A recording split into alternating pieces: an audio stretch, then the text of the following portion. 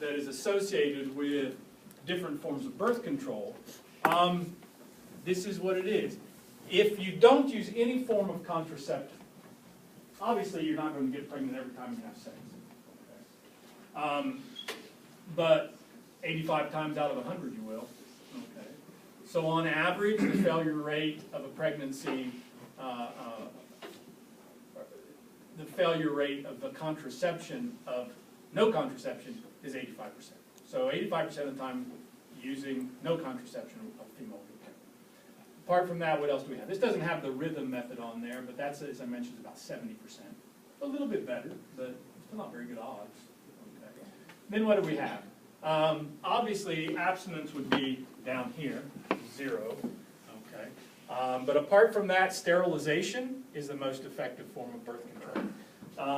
Sterilization is. Yeah, I think the rhythm method is on here. It's abstinence during time. Oh yes, 25%. That's not. That is a female that knows her cycle. Right. So that's assuming that the female really knows her cycle and abstinence during times of predicted fertility. Does that make sense? So she's better at it than knowing her cycle. In general, it's about 70%.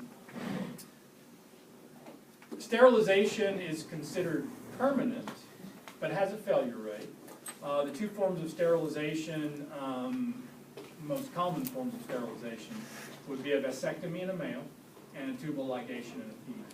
They are barrier forms of birth control, preventing eggs and sperm from coming in contact. Essentially, with a vasectomy, a portion of the vas deferens is removed. The two ends where it was cut off are cauterized, so that even though sperm are released from the epididymis at ejaculation, they can't get to the urethra because a portion of the vas deferens has been removed. Why is there a failure rate associated with that? It has a chance of coming back together. It's rare, but it has a chance. Why is it considered permanent? Because it is difficult to put them back together once you've taken them apart. Can you do it? Yeah.